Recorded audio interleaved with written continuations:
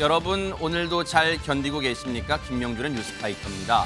닷새간의 추석 연휴가 훌쩍 지나가 버렸죠. 그런데 그 닷새가 5주, 아니 5달처럼 느껴진 분도 많으실 겁니다. 바로 시댁에서 돌밥 설거지 하셨던 이 땅의 많은 며느리 분들요. 명절 지나고 이혼 상담이 급증한다는 우픈 얘기도 있는데요. 이럴수록 남편분들이 아내분 고생했다고 어깨 한번 주물러 주시면 어떨까요? 더도 말고 덜도 말고 한가위만 같아라 이 말 대신에 더도 말고 덜도 말고 한가위만 없어져라 이러면 곤란하잖아요. 네, 9월 19일 목요일입니다. 일상으로의 복귀 첫날 김명준의 뉴스파이터 힘차게 출발해 보도록 하겠습니다.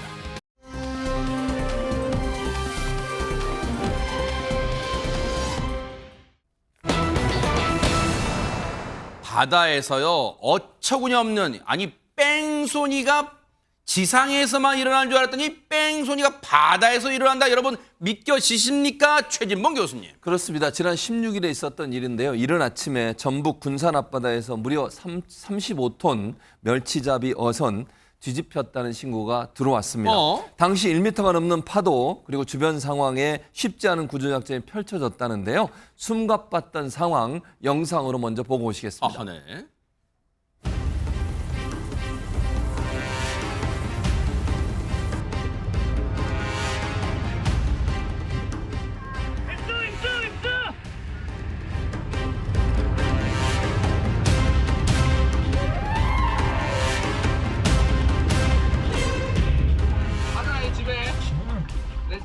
이겼어?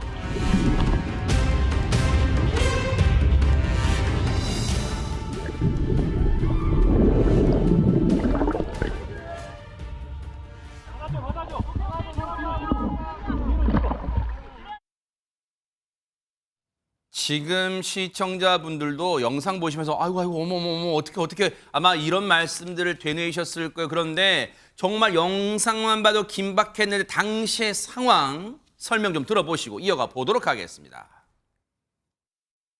파도는 한 1m 이상 정도 치고 있는 상황이었고, 그 상황에서 이제 밑에 어망도 많이 산재돼 있었고요. 그 상황에서 이제 어떻게 들어가서 이제 찾아내야 되는 거죠. 배 안쪽에서는 빛이 아예 안 들어오기 때문에 이제 랜턴으로 비춰가면서 한 발 한 발씩 전진하면서 엄청 긴장하고 있는 상태였고, 정신없죠. 예, 그 상황에서 이제 구조를 해서 나왔죠.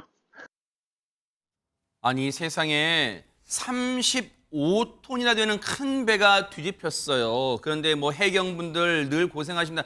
16일이면 김묘성 기자님 추석 연휴 중이었잖아요, 세상에. 네, 그렇습니다. 많은 분들이 속보를 통해서 이 소식을 접하지 않으셨나 싶은데요. 맞아요. 지난 16일 오전 7시 42분경입니다. 전북 군산 앞바다 남쪽 4km 지점에서 이 같은 사고가 발생이 된 건데요. 배가 진짜 크네요, 진짜. 네, 세상에. 그렇습니다. 당시 어선에는 총 8명이 타고 있었습니다. 네. 70대 한국인 선장 1명, 그리고 50대 기관장, 베트남과 인도네시아 국적의 선원 6명이 타고 있었는데요. 신고를 받은 해경은 현장에 당연히 출동을 했습니다. 그리고 헬기와 함정을 또 파견도 했는데 바다 곳곳에 펼쳐진 어망이 있었기 때문에 좀 구조하는 데 많은 어려움은 겪었다고 합니다. 세상에. 하지만 그래도 사고 발생 2시간여 만에 선원 8명을 모두 구조는 했는데 여기서 네. 생사가 좀 갈립니다. 당시 1명은 선박 위에서 구조가 됐고요. 나머지 7명 중에서 4명은 에어포켓 안에서 구조가 됐습니다. 천만다행이죠. 네.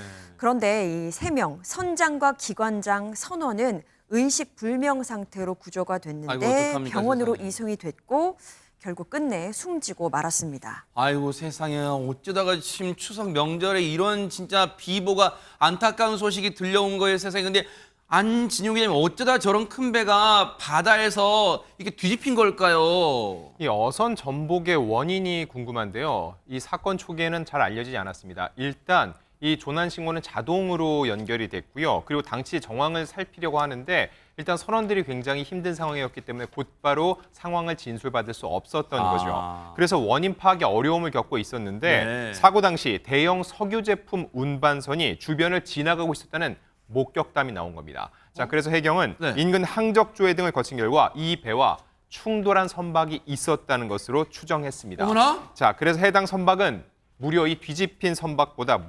46배나 큰 1618톤급 석유 제품 운반선이었습니다. 충돌 당시 특별한 구조 없이 현장을 떠났다는 혐의가 적용됐습니다. 아니 보세요. 1618톤의 석유 제품 운반선이 35톤의 멸치잡이 배와 부딪혔다면 우리 차로 쉽게 생각하면 차로 생각해 보세요. 대형 화물차가 소형 차와 부딪혔는데 이게 안 뒤집힐 수가 있겠어요? 그 힘이 있는데. 그런데 보세요. 바다에도 전복되잖아요. 저 힘이 너무너무 크니까. 그런데 보세요.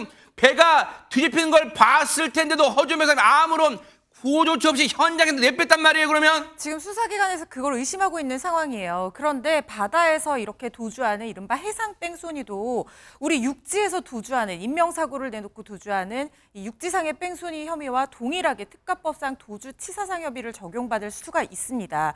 원래는 처벌하는 규정이 없었는데 바다에서는요, 이렇게 대형 사고를 내고, 그러니까 그냥 단순한 충돌이라고 하더라도 일단 사고를 내고 즉시 가해 선박이 구호 조치를 하지 않는다고 하면 망망대해에서 제3자에 의한 구호 조치에 대한 기대 가능성이 사실은 굉장히 낮거든요. 아하. 그렇기 때문에 이게 그냥 살릴 수 있는 사람도 자칫 신고를 늦게 하게 되거나 아예 사건 자체를 은폐해버린다고 하면 사망으로 이어지는 대형 사고로 이어질 가능성이 높단 말이죠. 아하. 그래서 그 불법성 때문에 이게 특가법상 도주치사상죄도 같이 적용할 수 있어야 된다라고 해서 규정이 신설이 됐는데, 문제는 지금 이 사건 같은 경우에는 이 침몰, 그러니까 그 충돌 당시에 이 충돌 사고를 인지를 했는지를 좀 입증을 해내야 됩니다. 그러니까 지금 단순히 항적을 조회해서 그때 당시에 옆에 있었던 것까지는 밝혀낸 상황이기 때문에 지금 경찰이 업무상 과실치사 혐의로 일단 입건을 해서 수사를 하고 있는 상황인데요.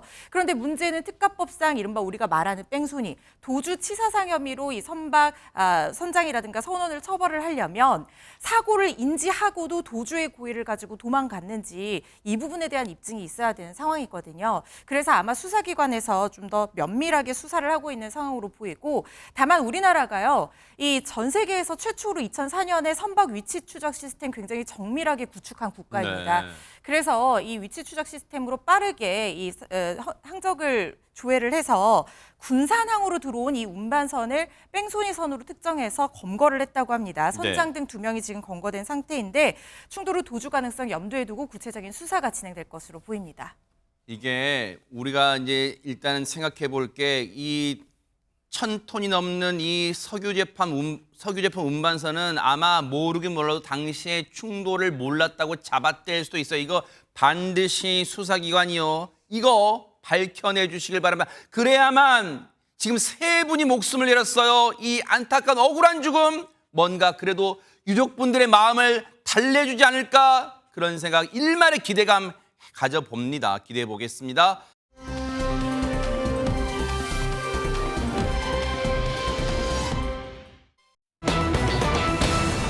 세상이요, 이번 사건 접하시면 세상이 어쩌다 이 지경이 됐나 그런 생각 하실 겁니다. 김묘성 기자님. 네, 그렇습니다. 너무나도 안타깝고 또 분노가 치밀어 오르는 그런 사건입니다. 사건 경위부터 좀 말씀드리면요. 네네. 지난 10일 오후 부산의 한 아파트 주차장에서 벌어진 일입니다. 정확하게는 지하 주차장 입구에서 벌어진 일인데요. 여성 운전자가 이 주차장에 들어가려다가 시간이 좀 지체가 됐어요. 그러다 보니까 뒷 차량에 타고 있던 20대 남성 운전자와 시비가 붙게 되기도 했는데 네. 실랑이가 벌어진 거죠. 네. 근데 이 모습을 그냥 지켜만 볼 수 없었기 때문에 60대 아파트 경비원이 싸움을 말리려고 다가옵니다. 그런데 이 20대 남성 운전자는요, 경비원에게 밤길 조심해라 등의 폭언을 퍼붓기 시작합니다. 뭐예요 이게? 그런데 여기서 폭언이 멈추는 게 아니라요, 폭행으로까지 번지게 됐는데 어머나?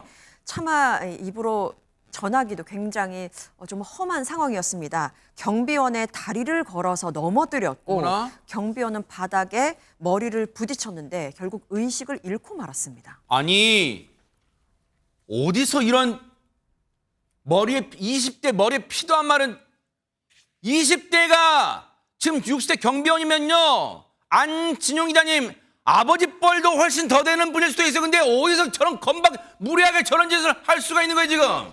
게다가 이 경비원은 이 상황을 중재하려고 했을 뿐입니다. 그런데도 불구하고 무차별 폭행과 폭언이 쏟아졌던 거죠. 게다가 이 사고가 발생한 지점, 이곳은 딱딱한 시멘트 바닥이었고 머리를 부딪힌 부분은 안타깝게도 단단한 쇠붙이가 있었습니다. 어머나 세상에. 이런 곳에서 다리를 걸어 넘어뜨렸으니까 굉장히 크게 다칠 위험이 있을 수밖에 없죠. 이 경비원 결국은 머리를 부딪혔고 몸을 제대로 가누지 못하고 과호흡 상태까지 보인 것으로 전해졌습니다. 어머나. 이 피해 경비원 곧바로 병원으로 옮겨져서 수술을 받았지만 결국은 뇌사 판정을 받았습니다. 그렇게 의식불명 상태로 병원 중환자실에서 치료를 받던 중 안타깝게도 어젯밤 결국 숨을 거뒀습니다. 뭐라고요? 이 어처구니 없는 저 20대 저 인간의 저 망나니 같은 짓 때문에 지금 애꿎게 60대 경비원 그 주차 승강이를 말리던 그 60대 경비원분이 끝내 사망했다고. 아니 최재봉 교수님, 이게 지금 믿기지가 않아요. 이게 진짜 사실입니까? 사실이에요. 근데 믿기지 않는 일이죠. 그래서 주민들이 뭐라 그러는지 알아요? 아침마다 뵙던 분인데 화가 치밀어 올랐다는 얘기까지 해요. 세상에. 아침마다 뵙던 분, 그렇게 인사 잘하시던 그 경비원 아저씨가 갑자기 싸늘한 죽음으로 돌아왔으니 얼마나 황당하겠습니까? 아파트 주민들도요, 그간 마주치며 인사를 나누던 이 아파트 경비원에 대해서 안타까움을 표하면서 크게 분노를 표출을 했습니다. 세상에. 이 경비원분 원래 사업을 하시던 분인데요. 사업을 정리하고 지난 5월부터 여기 경비원으로 일을 하셨대요. 이 아파트에서. 그런데 워낙 싹싹하셔서 아파트에서 일하면서 주민들과 잘 지냈던 분이고 늘 주민들의 아픔과 어려움들을 도우려고 노력했던 그런 모습을 가지고 있었다고 합니다. 관리사무소의 말에 따르면 이 남성 있잖아요. 가해 남성. 이전부터 경비원들과 마찰을 빚어온 늘 그랬던 사람이래요.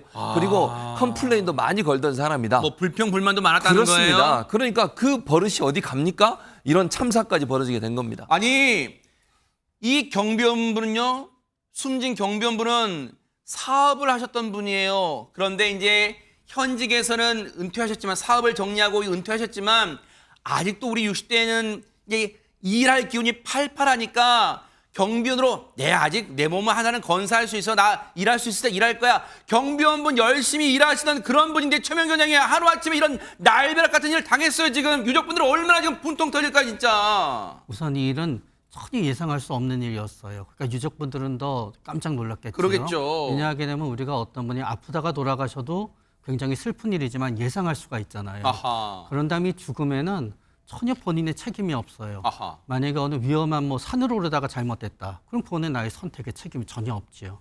그런 다음에 이 죽음에는 굉장히 억울한 일이 있는데 결국은 누군가로부터 받아서 안 되는 폭행을 받아서 돌아가셨거든요. 그러니까요. 그러니까 모든 죽음이 다 우리를 슬프게 하고 괴롭게 하지만 가족들은 더욱더 슬프고 괴로워할 거라고 예상이 됩니다. 보세요. 지금 유족분들의 그 입장 나왔잖아요. 한순간에 저 가정은 풍비박산이 난 거예요. 한 집안의 든든한 가장이셨고요. 이 60대 경비원분은 또 이 60대 경비원은 만약에 노 부모님이 살아계셨다면 그분들의 어엿한 또 소중한 자제분 아니었습니까? 그런데 한 가정을 이렇게 풍비박산 내고 말아서 저 인간 같지도 않은 저 20대 저 남성의 저 엄청난 어처구니 없는 행동 때문에요. 허주현 변호사님, 저 못된 인간 진짜 아니 이거 결코 가볍게 넘길 수 있는 사안이 아니잖아요. 저 역시 법이 정한 범위 내에서의 최대한 무거운 처벌로 엄히 다스려야 되는 사건이라는 생각이 드는데요. 유가족이 굉장히 분노하고 있습니다. 다시는 이런 일이 일어나서는 안 된다라고 하면서 가해자를 엄벌에 처해달라, 사건을 면밀하게 조사해달라 이렇게 목소리를 높이고 있는 상황이라고 하는데요. 지금 이 남성에 대한 혐의가 원래는 피해자가 의식불명, 그러니까 뇌사 상태였기 때문에 아직까지 사망하지는 않았었잖아요. 그래서 일단 중상해 혐의로 사전 구속영장이 신청이 되어 있던 상황이었습니다. 그런데 안타깝게도 피해자가 의식을 되찾지 못하고 어젯밤에 돌아가셨기 때문에 이제 혐의는 살인 또는 상해치사 혐의로 바꿀 예정이라고 합니다. 그렇다면 형량은 더 무거워지는 것은 당연합니다. 가해 남성에 대한 구속 전 피해자 신문, 그러니까 영장실질심사죠. 네. 오늘 오후에 열리고 있는데 구속 여부 이르면 오늘 밤 결정될 것으로 보입니다. 아니 이 못된 이 몹쓸 인간, 이 망나니 같은 인간 20대 남성이에요. 허준 변호사님, 지금 진짜 법정 최고형을 좀 내렸으면 하는 게 아마 시청자분들의 똑같은 마음이실 텐데 앞서 얘기하시는 혐의 중에 지금 이분이 돌아가셨단 말이에요. 그렇다면 이 몹쓸 인간에게 적용되는 혐의가 살인이냐 상해치사, 혹시 이게 어떤 큰 형량의 차이가 있나요? 어떻습니까? 형량의 차이는 상해치사 같은 경우에는 사람을 죽이려는 고의가 아니라 다치게 하려는 고의로 폭행을 하고 가격을 했는데 이게 자기가 의도했던 범위를 넘어서서 사망의 결과에 이르른 과실범이라고 보기 때문에 그러니까 결과적 가중범이라고 하거든요. 그러니까 결과적으로 내가 의도한 것보다 더 큰 범죄가 실현이 된 그런 범죄를 얘기를 하기 때문에 네. 처음부터 살인을 의혹한 고의범인 살인죄와는 형량이 당연히 차이가 날 수밖에 없고요. 만약에 상해치사로 판단이 된다라고 하면 징역 5년 안팎으로 선고될 가능성도 있어 보인다는 생각이 세상에. 드는데 물론 뭐 상황에 따라서 달라질 여지는 있지만요. 그런데 어쨌든 지금 고의를 입증하는 것이 상당히 중요한데 살인죄가 적용될 가능성도 있어 보이는 것이요. 단 한 번의 가격으로 이렇게 된 것이 아니고 지금 자기가 육안으로 봤을 때도 나이 차이가 많이 나는 60대의 경비원을 무차별적으로 폭행하다가 결국에 다리를 걸어서 넘어뜨렸다라고 하면 이런 폭행을 가했을 때 이 사람이 죽을 수도 있겠다. 그리고 이런 예견 가능성 그리고 그런다 하더라도 어쩔 수 없지라는 최소한의 미필적 고의가 인정될 여지도 있어 보이거든요. 이거는 살인죄로 적용할 가능성도 배제할 수 없는 상황이기 때문에 최종적인 수사 결과와 혐의 적용 지켜봐야 될 것 같습니다. 이 몹쓸 인간아. 앞차가 지하 주차장에 좀 늦게 들어간다고 뭐 얼마나 크게 달라진다고 그거를 시비를 걸다가 말리러 경비원을 이렇게까지 무참히 목숨을 앗아가는 건가? 그런데 보세요. 이 몹쓸 인간 20대 남성도 부모가 있을 거 아니에요. 그 부모도 물론 대한민국 연좌제는 아니지만 평생 석고대죄하는 심정으로 그 유족분들한테 평생 반성하고 싹싹 비세요. 정말 그래야지 그나마 유족분들의 그 응어러진 마음을 조금은 달랠 수 있지 않을까 그런 생각해 보면 너무너무 경악스러운 그런 사건이었습니다.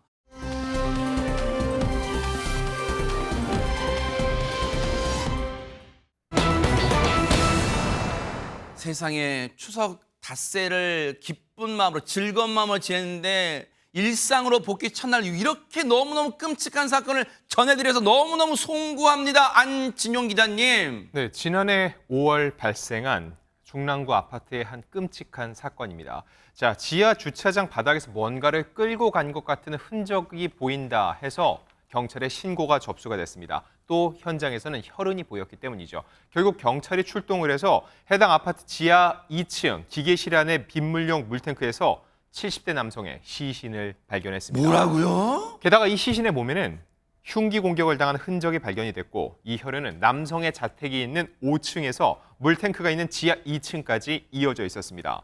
이 상황만으로도 충격적인데 더욱 충격적인 거, 이 살인 사건의 범인은 바로 이 피해자의 30대 아들이었습니다. 뭐라고요? 이 아들, 흉기 2개로 아버지를 수차례 공격해 살해했고요. 그 후에는 엘리베이터를 통해 지하 2층까지, 5층 자택부터 지하 2층까지 시신을 옮긴 후 기계실 안 물탱크에 아버지의 시신을 숨겼던 겁니다. 아니, 김묘성 기자님, 오늘 왜 이리 인간 같지도 않고 진짜 악마 같은 인간들이 너무너무 많습니까, 진짜? 네, 그러게나 말입니다. 이 아버지를 살해한 30대 아들은요, 평소에 아버지께 불만이 많았다고 합니다. 그런데 그 불만을 갖게 된 이유가 또 굉장히 황당합니다. 평소에 많이 먹지 말아라, 영어 단어를 외워라, 용돈 기입장을 써라 라고 아버지께서 자주 말씀하셨는데 그게 잔소리처럼 들렸다고 합니다.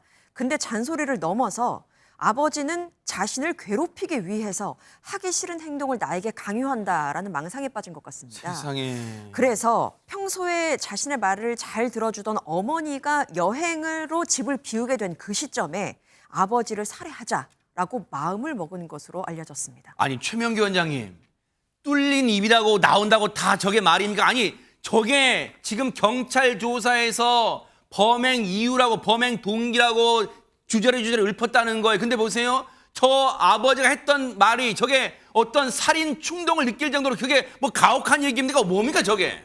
저 내용만 봤을 때는 우리가 저거는 살인의 동기가 되기에 굉장히 부적절하다고 저도 생각합니다. 그런데 이제 결국은 여기에서 중요한 점은 저 말을 했을 때 본인의 잘못을 인지하게 되면은 살인까지 가지 않고 화는 나지만 살인까지 가지 않게 되겠지요. 그러나 저 말을 갖다 들었을 때 이 피의자는 저기에 대해서 본인의 잘못을 전혀 인지하지 못하는 거예요.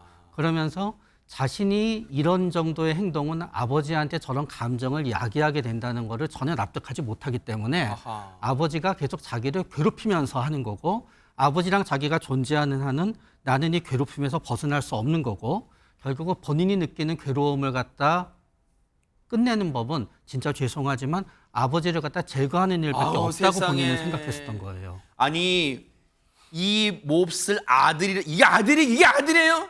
이 몹쓸 아들이란 인간이요 30대예요. 그런데 보세요. 30대인데도 얼마나 하는 행동이 얼마나 철딱서니가 없고 자기 앞가림 못하면 70대 아버지가 아들아 많이 먹지 마라. 이게 틀린 말이에요. 많이 먹으면 건강에 나쁘잖아요. 많이 먹지 마라.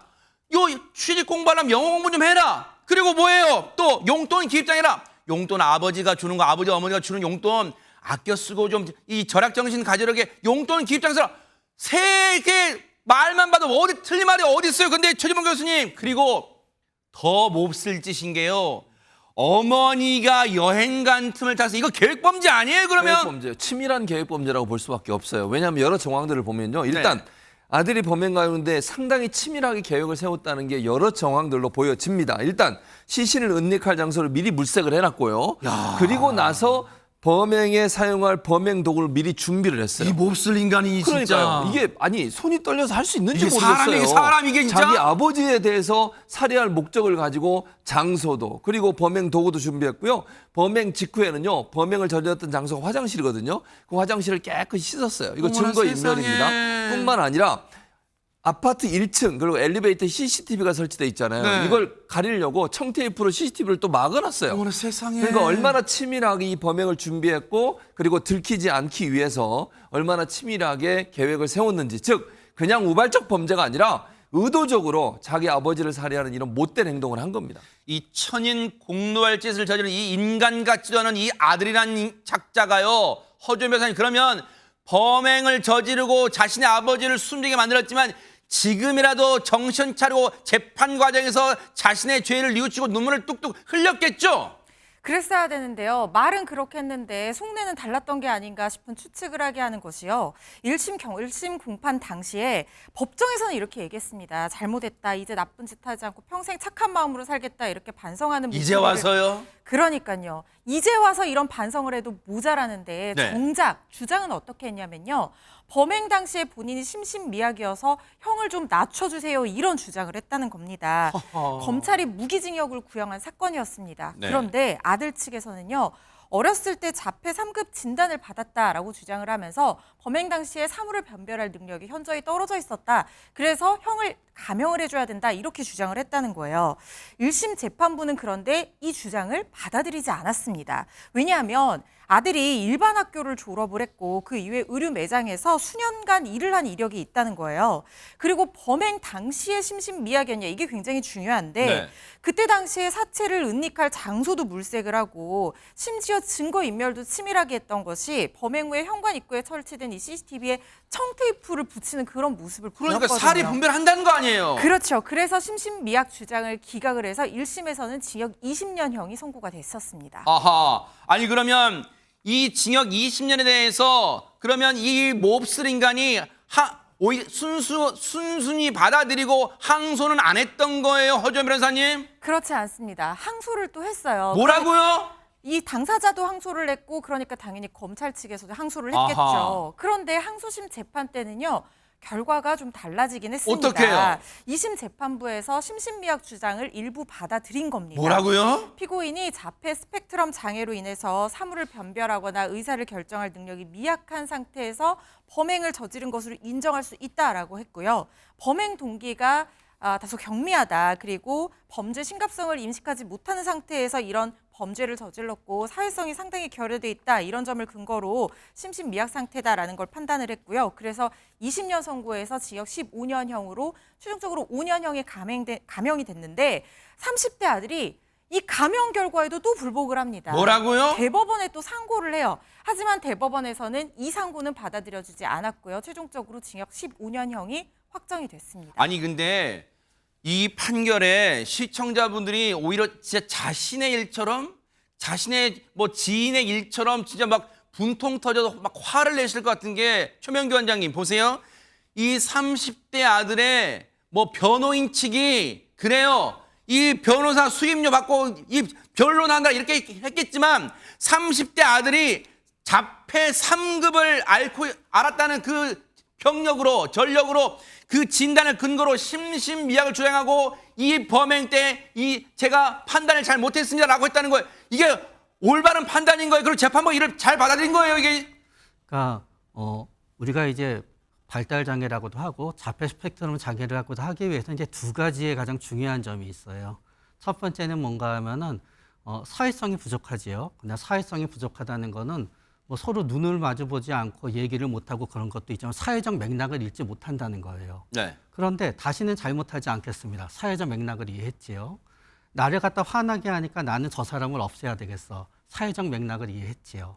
그렇기 때문에 어떤 의미에서 사회적 맥락을 이해하고 있기 때문에 상고를 했지요. 그러니까 이게 굉장히 부적절하게 되는 거고요. 아주 어렸을 때는 굉장히 사회성도 떨어지고 충동적이어서 다른 사람들을 생각하지 않아서 구분이 안 갔지만 결국은 어렸을 때 받은 어쩌면 자폐 3급이란 진단 자체가 조금은 나이가 들면서 성장하면서 지금은 성립이 안 될 수도 있지 않나라는 생각을 해보게 돼요. 국민 정서상은 시청자분들의 정서상은 이 15년도 이 악마 같은 아들이란 인간에게는 턱없이 부족한 형량이라고 생각하시겠지만 어쩔 수 없이 대법원까지 확정 판결 난 거예요. 15년 뒤에 과연 이 인간이 개과천선에서 나올지 한번 지켜보도록 하겠습니다.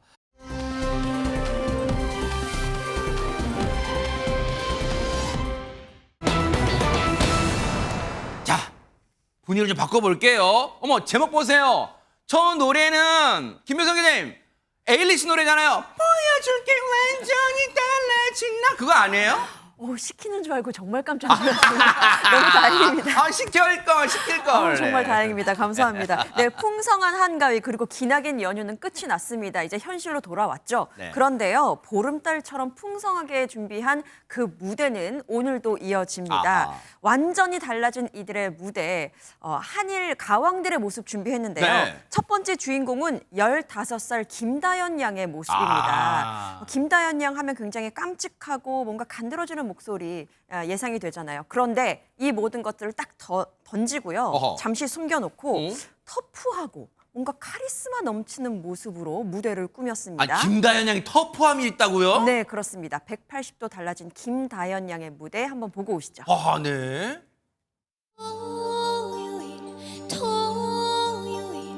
토요일 밤에 사랑을 시작해 봐요.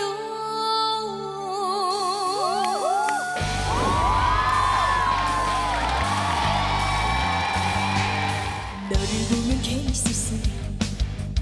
너를 보면 괜히 눈물. 누가 너를 슬프게 하고 그 어디로 떠나간 뒤에 너는 여기 서 있나.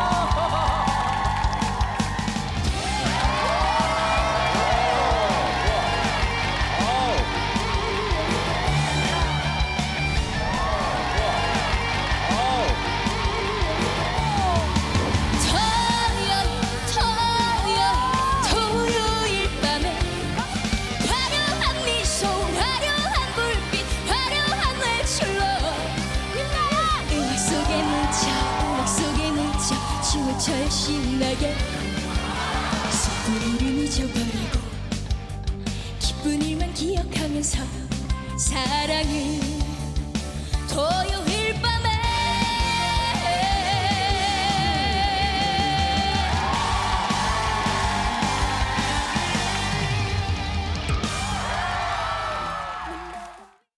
어머. 많은 분들이 다연 양의 이런 모습 처음이야 그러실 것 같은데 앞서 보니까 그 마이클 잭슨 춤인가요? 쑥 기울다가 또 깜짝 놀라서 넘어지는 줄 알고. 네네. 그러니까요. 우리는 따라할 수 없는 그러니까요. 그런 모습이었습니다. 아하, 네. 완전히 달라진 모습이죠. 맞아요. 다현 양이 저런 모습은 처음 봤어요. 국악 또 신동 이렇게만 알고 있었고 그렇죠, 그렇죠. 국악 트로트의 정통한 분 이렇게만 알고 있었는데 지금 락도 저렇게 잘 부르는 모습 보니까 팔색조의 매력을 완전히 선보였다고 볼 수 있을 것 같은데 사실은요. 김한선 씨를 본 것 같기도 하고 김경호 씨의 모습도 보이고 이래요. 락하는 모습 네네. 보니까. 깜짝 대단하지 놀랐어요. 않습니까? 우리 같으면 넘어집니다. 그럴 때. 따라하시면 안 되고요. 네. 근데요. 놀라지 마십시오. 이 노래가 남들 일반 시청자분들이 볼 때 혹시 그러면 김다현 양이 신곡을 냈나 이렇게 생각하실 수 있잖아요. 밝은 노래네. 사실 이 노래 태진아 씨가 아 진짜예요? 불렀던 노래입니다. 어머. 태진아 씨가 언제 불렀냐? 1992년도에 발매가 됐는데 어머. 17년 전이에요. 어허. 그러니까 17년 전에 다현 양이 태어나기도 전입니다. 그때 만들어졌고 그때 발매했던 태진아 씨의 노래인데 이 노래를 가지고 태진아 씨가 당시만 해도요. 정통 트로트만 하다가 락과 트로트를 이렇게 합쳐서 노래를 하나 공개를 했어요. 이거 새로운 발매를 배우네. 했고 그래서 많은 사람들한테 신선함을 주는 그런 노래였거든요. 근데 이 노래를 이 자리에서 불러서 많은 사람들한테 완벽하게 락도 연주하는 그런 가수라는 칭찬을 받았습니다. 야 멋집니다. 근데 여러분도 그거 느끼셨을 거예요. 다현 양이요 몇 년 전보다 실력도 일취월장하고 그리고 지금도 아직도 나이가 어리니까 앞으로 더 정상으로 올라갈 일만 남았잖아요. 거기다가 많이 예뻐졌어요. 네. 그리고 어쨌든 다재다능해요. 허점에서 완전 진짜 뭐 다 갖췄어요 이제. 저는 진짜 앞으로가 더 기대되는 게 저는 귀엽고 깜찍한 그런 모습으로만 기억을 하고 있었는데 목소리 톤도 굉장히 터프하게 잘 내는 게 그러네요. 음역대도 넓어진 것 같고 어허. 이 무대 매너도 관객을 끌어들이게 하는 카리스마까지 맞아요, 장착한 맞아요, 걸 보니까 앞으로 이제 15살밖에 안 됐으니까 더 성장할수록 야. 더 다양한 이미지를 보여줄 수 있는 그런 가수가 되지 않을까 하는 생각이 드는데 네. 항상 이렇게 멋진 사람 곁에는 라이벌이라고나 할까요? 경쟁자가 또 따라붙을 수밖에 아, 없습니다. 맞아요. 우리의 국민 여동생 다현 양 무대에 도전장을 내민 또 두둥. 다른 국민 여동생이 나타났어요. 누굴까요? 우리나라의 국민 여동생은 일단 아니고요. 어허. 다현 양과 나이가 비슷한데 일본에서 아이돌 가수로 활동하면서 일본의 국민 여동생으로 불렸던 바로 그 사랑스러운 가수가 있거든요. 누군지 영상으로 만나보시죠. 아하, 네네.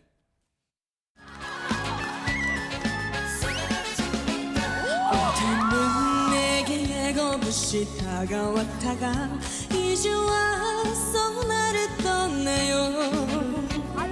말도 안 돼 핑계 없죠 잘 갖다 붙여 뻔뻔하게도 스로춥니다 그때 말을 듣고 있으면 뭐가 어때서 그러던가요 살아있잖아인가요 가던 길 그냥 떠나지 왜 어려요 이제는 그만 나를 굴려요 가던 길 그냥 떠나지 왜 돌려요 가던 길 그냥 떠나지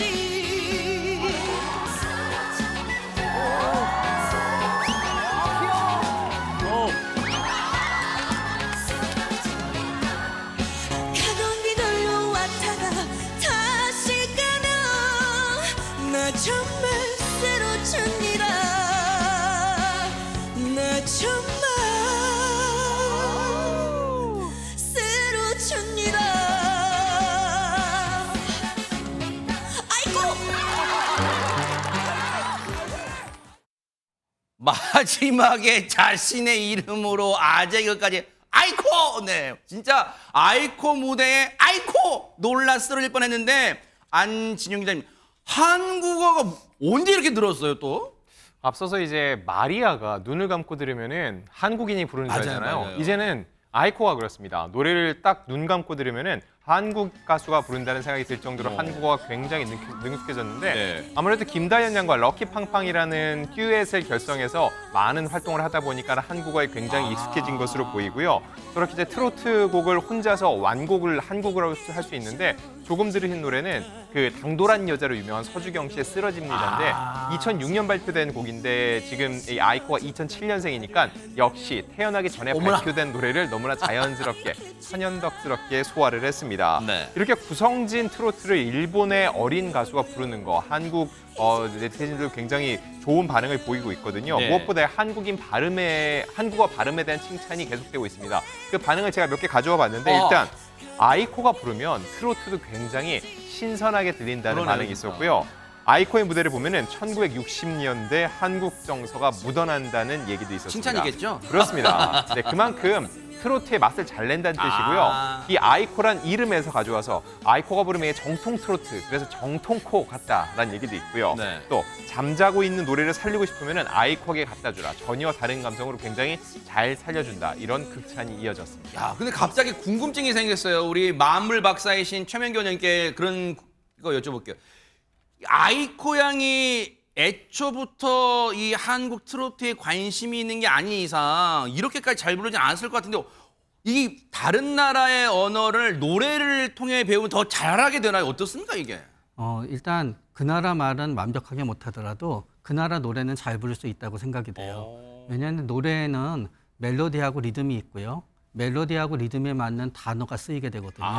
그렇기 때문에 그냥 퉁어릉을 따라가다가 보면은 자동적으로 그 단어라든가 그 발음에 이제 맞춰지게 돼요. 그런 다음에 특히 이제 일본어와 한국어는 어순이 똑같고 그런 다음에 한자가 들어가는 부분은 상당 부분이 비슷해요. 이제 그런 점도 유리하게 작용하고요. 특히 또 아이코님한테 유리하게 작용한 거는 엔카의 멜로디 구성과 트로트의 멜로디 구성이 비슷한 점이 있기 때문에 굉장히 대단히 훌륭한 일이긴 하지만 그렇더라도 조금 훌륭함이 이루어질 수 있는 조건들은 몇 가지 자동적으로 갖추어져 있지 않았나라는 생각을 해보게 돼요. 와, 이 질문 안 드렸으면 어쩔 뻔했어요. 진짜 너무너무 해박한 또 지식도 또 본인의 의견까지 첨가해 주셨어요. 그런데 앞서 아이코 양의 무대를 보면 또 네티즌 분들의 그런 어떤 의견도 있었잖아요. 야, 어떤 우리나라의 정서까지 담은 것 같네 이런 생각 많이 하시잖아요. 감동과 정서를 담았는데 놀라움은 아직 끝난 게 아니랍니다. 이분들의 무대 보시고 이어가 보도록 하겠습니다. 가끔은 짧은 치마를 입고 가끔은 짙은 화장을 하며 아주 낯선 시선들이 하나둘 다가와요. 여전히 미소하고 건네고 여전히 한 번쯤은 튕기고 말지 못해 대답해주며 어느새 내게로 와. 안돼 저 있다요. 그래 더 있다요. 요즘 마음을 몰라주는 남자는 싫어요. 안돼 오늘은 여기까지만. 그래 너무 서두르지 마요. 정말 나를 원한다면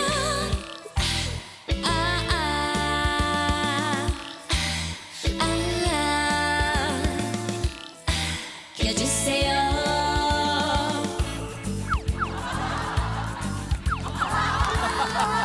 서로 아껴주고 있어 지금.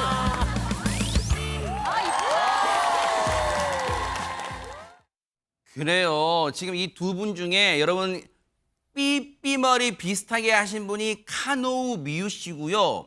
약간 금발의 머리 하신 분이 마코토 씨인데 그래요. 카노우 미유 씨처럼 한국어 발음해야지.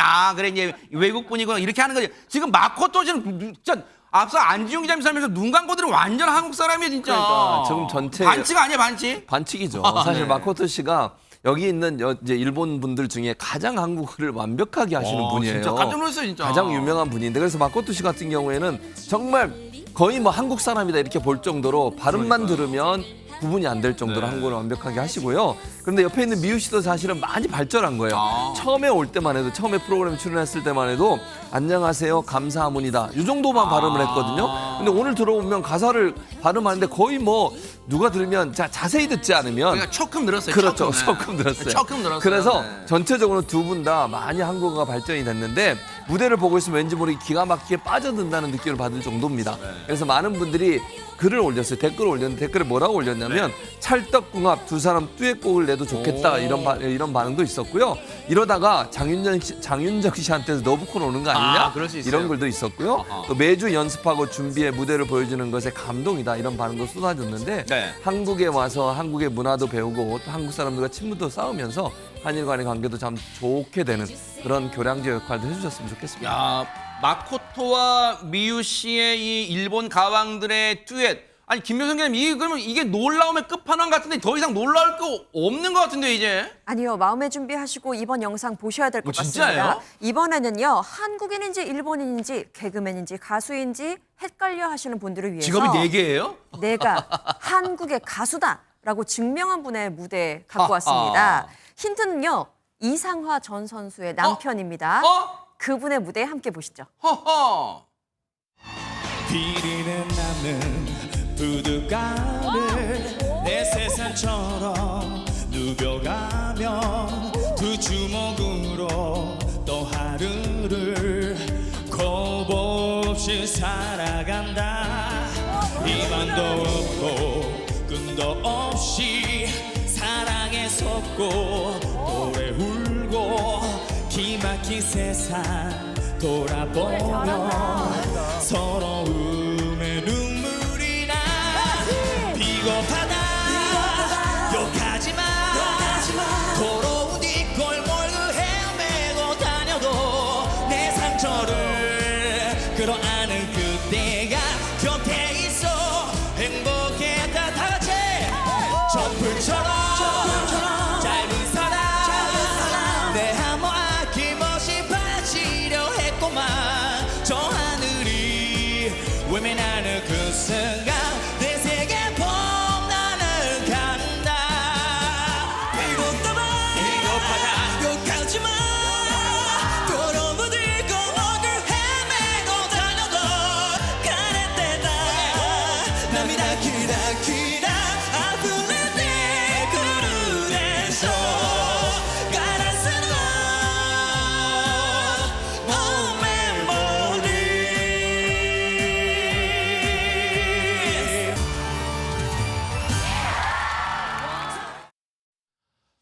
대박 사건. 안진용 기자님, 강남 씨가 마코토 씨한테 한국어 배워야겠어요.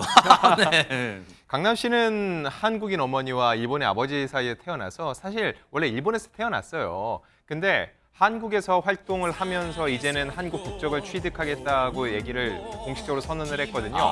근데 왜 저리 노래 잘해? 예능인 아니었어 하는데 제가 강남 씨를 맨 처음 만나서 인터뷰했을 때는 저분이 원래 4인조 힙합 그룹의 보컬이었습니다. 그래요? 그때는 강남도 아니었고요. 강남이 강한 남자인데 이걸 일본어로 그대로 옮기면 야스오거든요. 저는 야스오 시절에 만났었어요. 그래요? 그러니까 원래 노래를 잘하는 분이고요. 자, 지금 저 노래 많은 분들이 제목을 비겁하다로 잘못 알고 계신데 네네네. 원래 듀오 캔이 불렀던 내 생의 봄날은 드라마 OST이기도 했어요. 근데 원래 저 노래 역시 일본 노래 유리의 기억을 한국어로 이제 번안한 번안곡이었습니다. 아, 우리 막 노래방 가면 저거 할 때 야, 그 비겁하다 좀 불러줘 뭐 이러잖아. 야, 그 비겁하다 좀 해봐 그러잖아요. 다들 그렇게 많이 알고 제목 있는데 못 찾잖아요. 그래서 네. 그렇습니다. 그래서 저 노래가 원래 일본 번안곡이었고 제목이 내 생의 봄날이라는 거. 그리고 강남 씨는 원래 가수 출신이라는 거 말씀을 드리고요. 네. 저러다 보니까는 저 강남 씨와 후쿠다 미라이의 듀엣 무대에 대해서 다양한 반응이 쏟아졌습니다. 일단 아 맞다, 강남이 가수였지. 뒤늦게 다시 떠올린 분들이 있고요. 네. 아, 가수인 거 알고는 있었는데 저렇게 정말 정색하고서 노래 부른 적이 별로 없었잖아요. 예상보다 가창력이 더 좋아서 놀랐다는 반응. 근데 더욱 놀라운 건 네. 저분 한국에서 그렇게 오래 살았고 이제 한국 국적 취득한다고 했는데 미라이가 강남보다 발음이 더 옆에 있던 좋다는 분이 거. 미라이 씨잖아요. 그렇습니다. 일본인 미라이 씨의 발음이 더 좋아서 강남 씨가 한국어 발음을 배워야겠다는 거. 여기서 또 한 번 놀랐다는 반응이었습니다. 그러니까 또 막 이렇게 또 이 재치 있는 또 답변을 달아주신 네티즌분들 많은데, 근데 지금 이 무대 보시고요, 허준 변호사님, 강남 씨가 그렇게 외치는 것 같아요.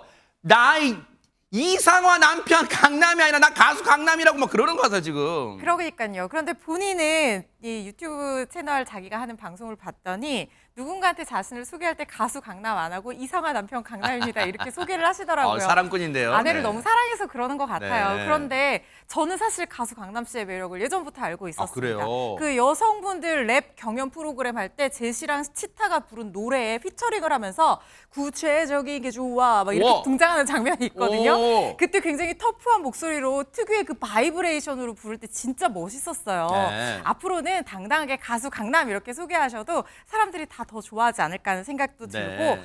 부자라고 합니다. 이연복 씨 중식요리 대가 아시죠? 한 방송에 나와서 사실 강남이 부자다. 하와이, 일본, 한국에 집이 다 있다 이렇게 얘기를 하기도 그래요? 했다는 거예요. 하지만 강남 씨는 방송이 목숨이라고 합니다. 아하. 그만큼 방송 열심히 하시고 굉장히 좋아하신다고 하거든요. 네. 이상화 남편 강남뿐만 아니라 가수 강남으로서의 모습도 많이 보고 싶습니다.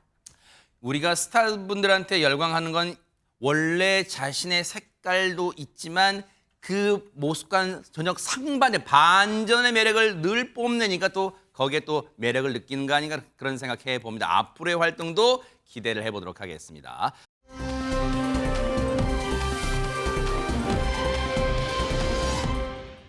미쿡으로 우리 미쿡 전문가이신 최진범 교수님이 준비하고 계십니다. 그렇습니다. 네. 제가 살았던 곳이요. 휴스턴. 진짜요? 네, 휴스턴에 제가 살다 오, 왔잖아요. 네. 한국 들어오기 전에 마지막 살았던 스페이스 도시가 시티 휴스턴. 휴스턴입니다. 네. 맞습니다. 휴스턴에서 있었던 사건인데요. 지하에 매설된 석유와 가스 운반용 파이프라인이 폭발을 했습니다. 어머나! 당시 상황 영상으로 함께 보시겠습니다. 네네. 네, 시뻘건 화염이 연기를 내뿜으며 하늘로 솟구칩니다. 순식간에 거대한 불기둥으로 변한 화염은요. 수십 미터 높이까지 치솟더니 걷잡을 수 없이 타오르는데요. 네. 주변은 온통 새까맣게 타버렸고요. 소방차가 물을 뿌려보지만 거센 불길을 진화하기는 쉽지 않아 보입니다. 저게 석유와 천연가스를 운반하는 그 수송하는 송유관에서 갑자기 폭발한 거려. 인명 피해는 다행히 없었다지만 어쨌든 저 원인은 반드시 밝혀내야 될 것 같습니다.